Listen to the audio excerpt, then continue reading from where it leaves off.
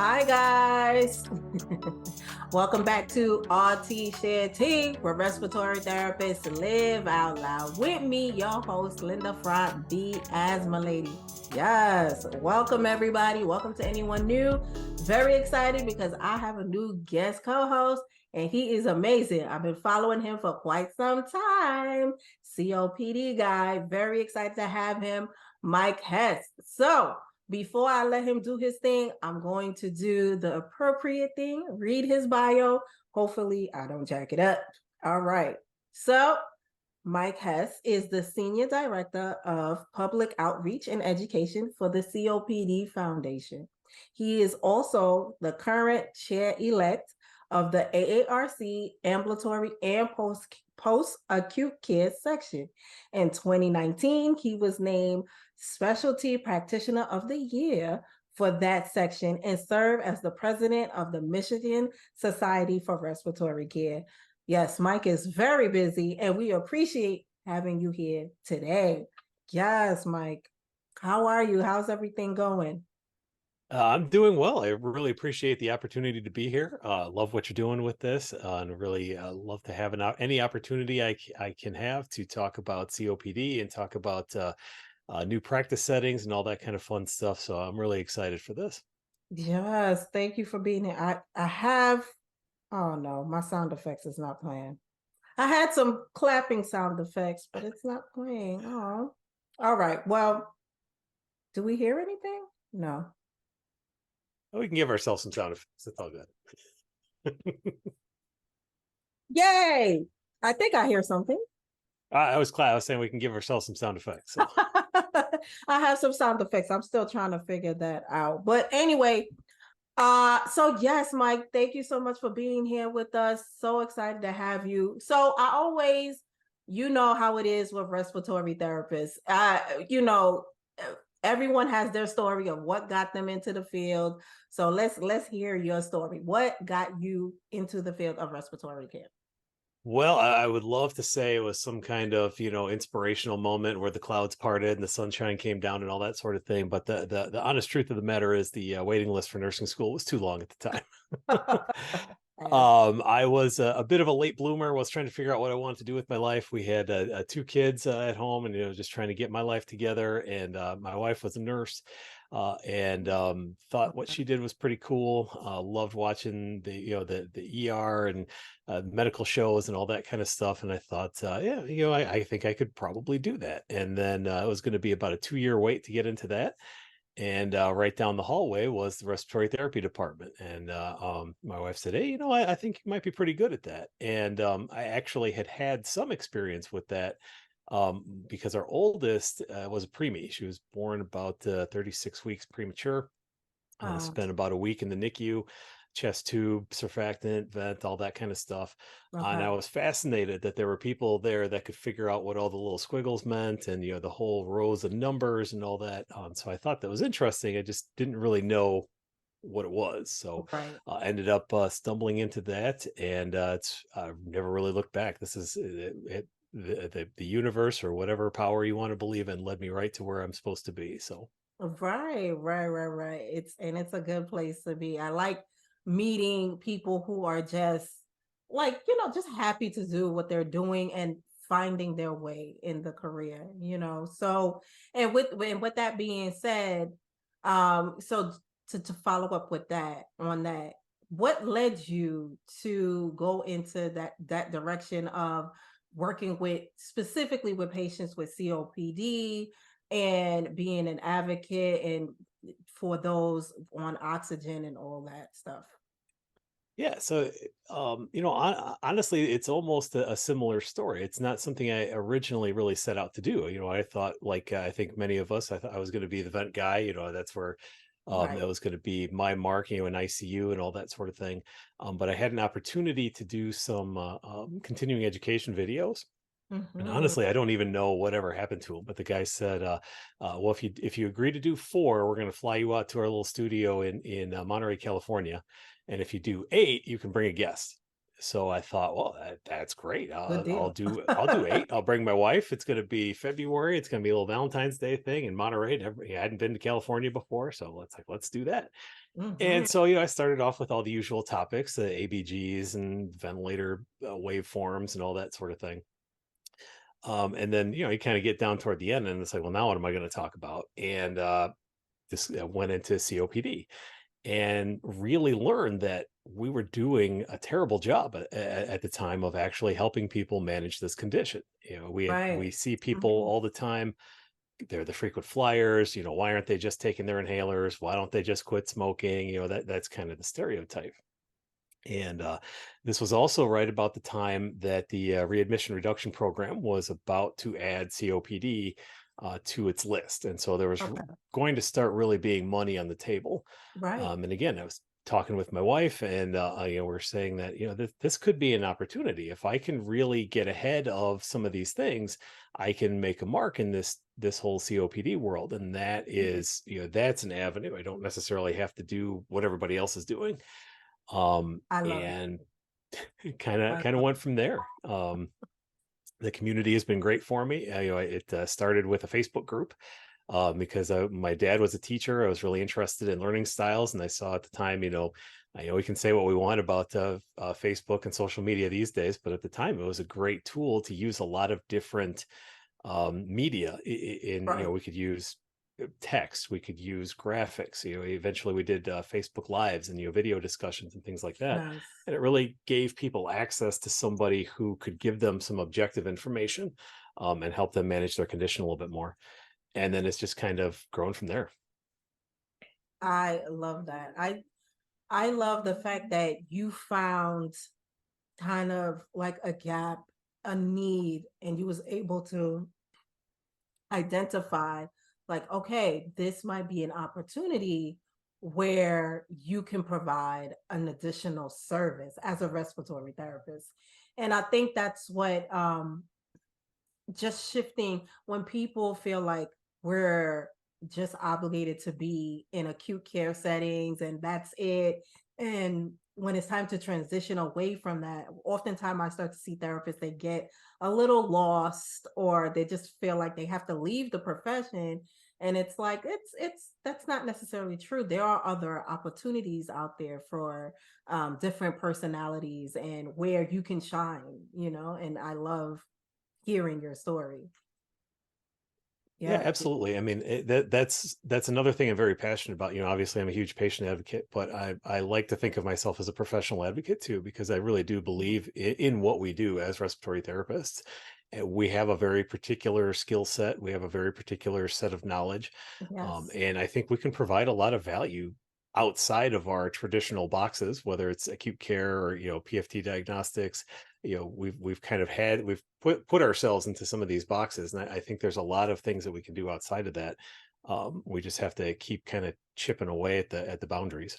Right, right. And I I forget where I hear it from, where I heard this from, but it's always you always hear from somewhere it's like, oh, we've never done that, or we don't do that until somebody does it. And then it's like, oh, okay. So I guess we do that. It's like, or we can do that. So you just never know um what going sometime against the flow of things, what it could bring, the opportunities and whatnot. So I feel like that's what kind of what happened to me too. I just fell in this unicorn space, and that's what everyone is seeing as me as the asthma lady doing this thing. I just kind of fell into this space and just ran with it.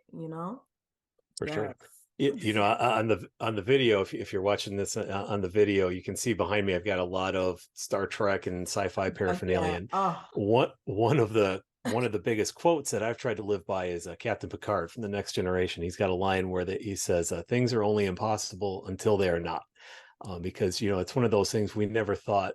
People, you couldn't go 10 miles an hour until they invented the car, and you right. can't. People just can't do a thing until, like you said, somebody actually does it, and then we can kind of. It just takes that one hit sometimes, and then the everything kind of bursts through. R- It's, And I totally should hook you up with my husband because he's very into that stuff. And I don't want to embarrass myself and tell you what I know. The little that I know about Star Trek. So, but I love the memorabilia in your background. He has similar things. So what I was gonna say. So yeah, so what okay, so once you went in this direction in your career, what barriers, if any, that you had at that time in the beginning of your journey? Oh, they're looking back, there were a lot of barriers, and it's one of those things where it's almost kind of better that I didn't know at the time because if you don't know what you don't know, then you don't know what you can't do, or Mhm. what you quote unquote can't do. There really wasn't a model for a lot of these things. So first off, I knew I had to go back to school. I had an associate's degree at the time, and I knew that if I wanted to be taken seriously at all in the policy discussions, I needed to have at least a bachelor's degree. And we Right. can have endless conversations about whether that's fair or right or whatever, but it's kind of the way it is. So Yeah. went back to school, and then got a bachelor's in interdisciplinary health services because we didn't have any BSRT programs in my area at the time or anything like that. Okay. um, which was helpful also because it helped me kind of learn how the system works. It's some of those things Right. we In don't general. necessarily get In our in our field. base education. And then I really wanted to go beyond, the Facebook and things like that at the time. This was, an era before we had a lot of telehealth or anything like that. It wasn't really kind of a concept. And so I thought, well, what if I could bring this kind of education to real, in real life? Where do I go for a clinic or something like that? And as it happens, we had a fairly new medical school here where I live in Southwest Michigan, Okay. and ended up finding the dean's email address somewhere and basically cold emailing him and saying, this is who I am. I'm a respiratory therapist. This is what I see. Chronic conditions. Primary care is a great place to handle a lot of these things, because a lot of people don't have access to pulmonologists, or they don't have that ongoing relationship. Um, uh, Maybe we can start a program. And again, this is the dean of a medical school. It was only a couple years in. They're doing all their things. He's busy, I'm sure. And I thought, yeah, it's worth a shot. Right. I'm never going to hear from the guy again, I'm sure. At best, I might get a thing that says, "Oh, always nice to hear from the community," blah blah blah, and then never hear from him again. But fortunately, I did. In about 3 hours, he sent me an email back and said, "Yeah, This is interesting. I'm going to set you up with our one of our associate deans and our chair of medicine, and let's see what we can do." And fortunately, I had a couple of champions there, and we were able to put together a clinic here at our medical school in the primary care office. And I became one of those few RTs, especially at the time, that was doing primary care. So I overcame that educational hurdle, and then I ran into the fact that okay, so now I'm the dog that caught the car. I've got this Oh, clinic, I've talked the big game, all that uh-huh. stuff. Now what? Yeah. Because there's no blueprint for this. There's no template. Uh-huh. And so I just, leaned on a lot of other people who were out there. Bill Pruitt down at University, or somewhere in Alabama, I think he's down there. Okay. Crystal Craddock out at UC Davis, and her road team out there Nice. kind of saw what they were doing, tried to adapt it to slightly different settings. A lot of stuff from the COPD Foundation, a lot of stuff from asthma allergy, just trying to find whatever resources, whatever role models, whatever I could to start drawing that roadmap. And there were and then more stuff on top of that. Nobody knew what to do with me because how do you bill for an RT? There's a lot of Right. that stuff is tricky sometimes. But we made it work, and it was a really great experience. You pushed through. And so basically you created your own position. Like you created the job for yourself. You gave the dean an idea. You wasn't afraid to ask.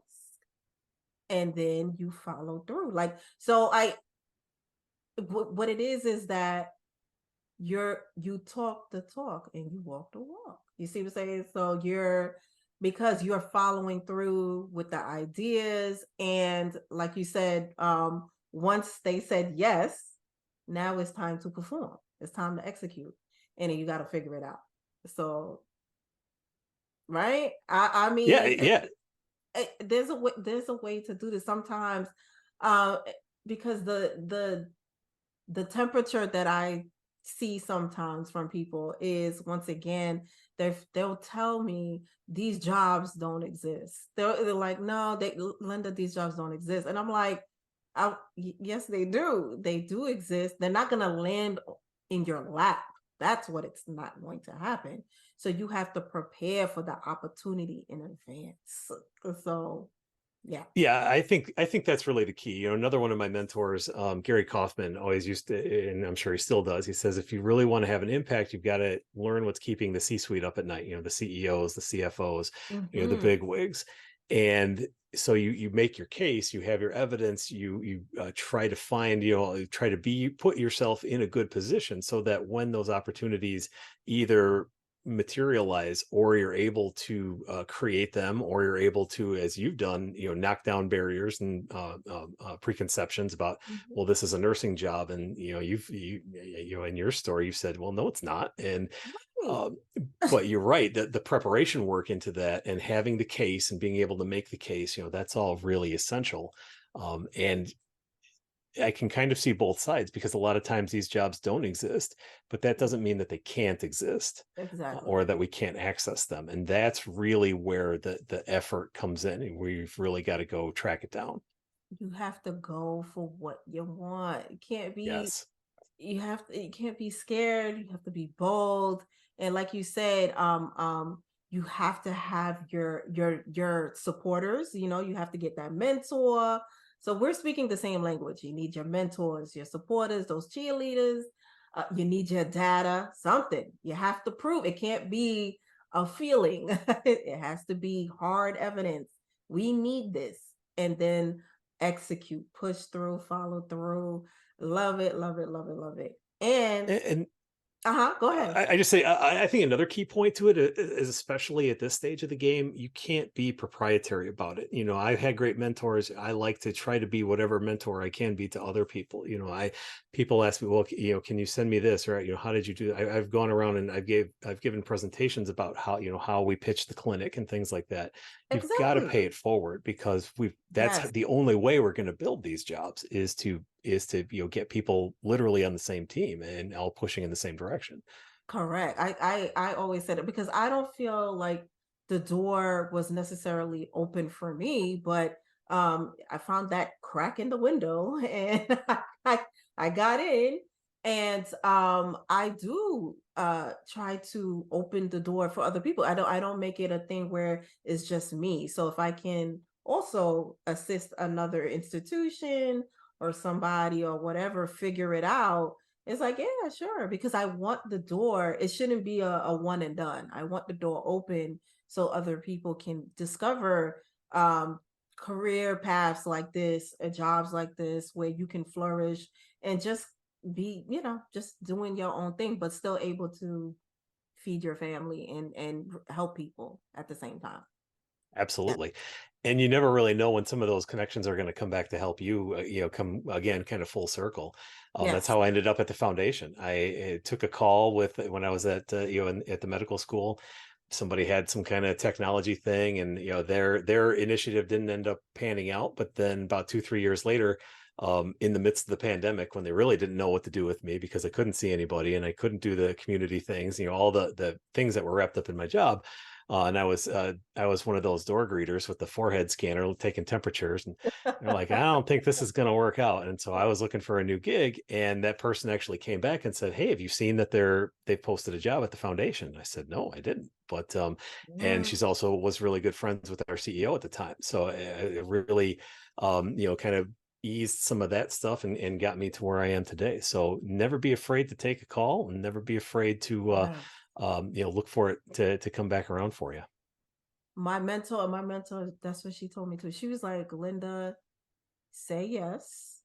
And if anything happens at the end of the day, you are a respiratory therapist. The jobs are always there. It's like it's a fact. We are in demand. So it's just like yeah, if it doesn't work, if you say yes to something, you can at least see if you like it or not, and then go from there. Like you'll be fine, you know. Yeah, I mean, a lot of times, the worst case, the flip side to a call like the one I just described is another call I took one time with, this where I was actually at the foundation already, and this person was said, "Well, I've got this great innovation. I want to talk to you about it." And it's like, okay, cool. So I spent a half hour listening to this gentleman tell me about how he had hyperoxygenated water that you could use to oxygenate people, except it didn't go into, shall we say, the oral route. It went to the other side of the GI tract, trying to be a little delicate. Oh, oh, And okay. I said, so wait a minute. Okay, You okay. literally want to blow Interesting. oxygen up somebody's Okay, yeah. And I was okay. like, okay, That's so that's a half hour I'm never getting back. But Well, I would love to explain that to people in my family. Yeah, that's my new job. so yeah, but usually, again, that's the big risk, because you waste a half hour, and then the potential upshot is so much higher than that. So Love it. Um, I love this. We need to have another episode. Um, hold on, I'm about to cough. And we're both in the public health space too. I love that. So we need to have another. That's a whole nother thing.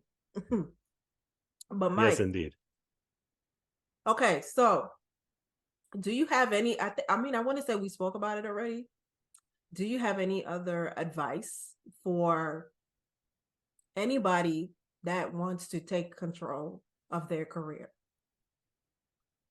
On top of the things we've already mentioned, again, you look for the opportunities, you find something that you can become passionate about. If you're not, because again, I was not necessarily the most passionate guy about COPD when I started, but Right. I've gotten there. I've discovered that how powerful these kinds of roles can be.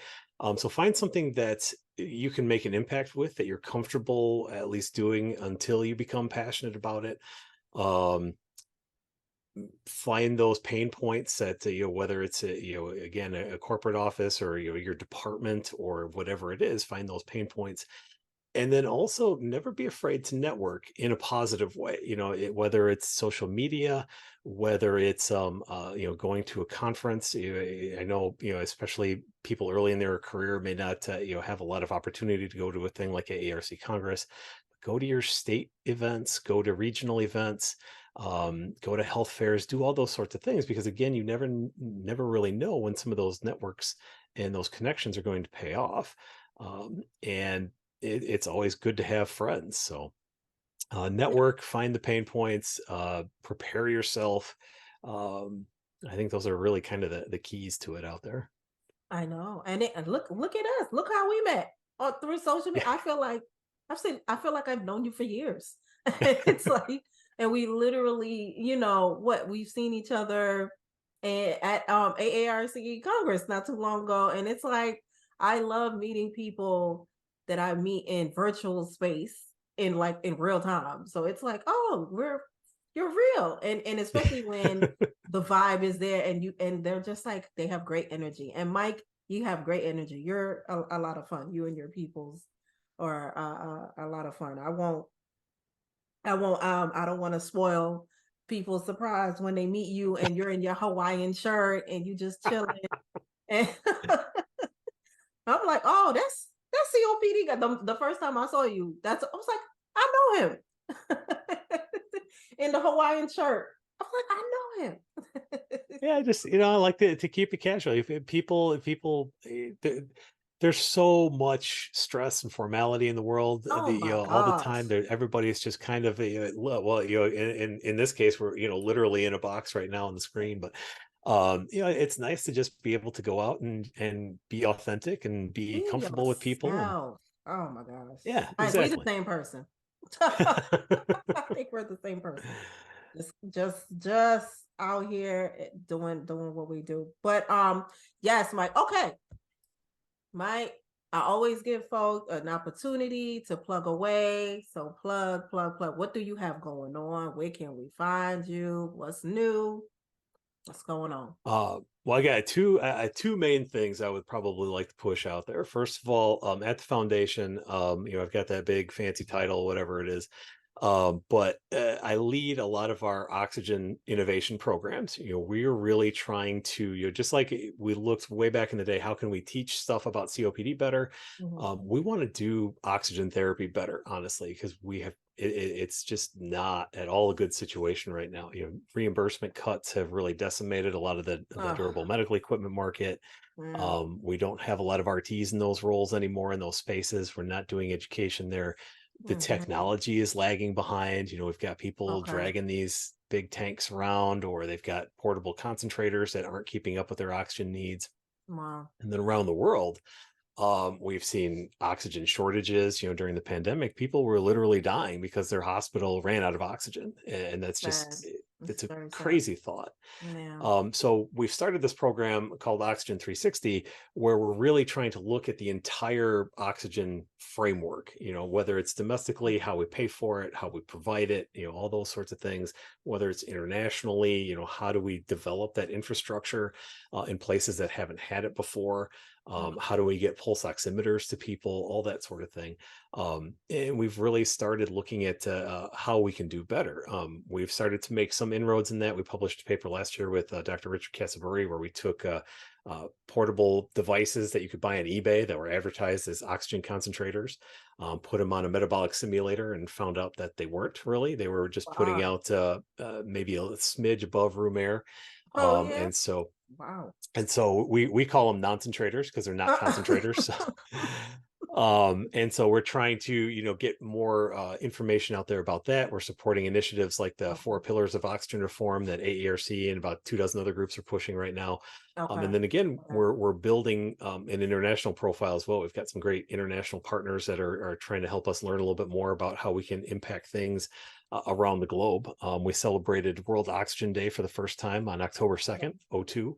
And Nice. we're looking to what we can do next year. So those are key parts of what's going on the job side of things.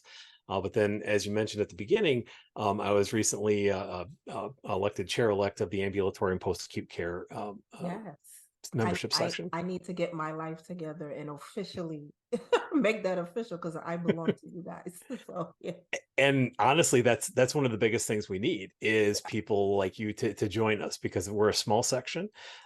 We don't yet have a vote on the board. We need to about double our size, and Okay. so we need to bring in people. Yeah. Team A to unicorn. Yes. Yeah, exactly. That'll be the And we unicorn. we want all the unicorns. I look at it as, whether it's the Island of Misfit Toys or a pirate ship or whatever, we want everybody. We want asthma educators. We want COPD navigators, Mm-hmm. pulmonary navigators. What an We is. want entrepreneurs. We want everybody who isn't hasn't necessarily been sure where they fit or anything like that. We want to be your Okay. voice.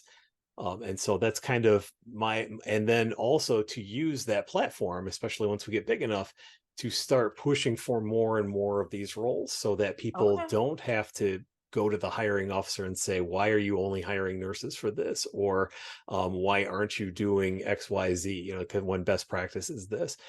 So that's really, those are the two biggest things is, Okay. better advocacy for oxygen and better advocacy for RTs, because we can make a tremendous difference, and we're needed.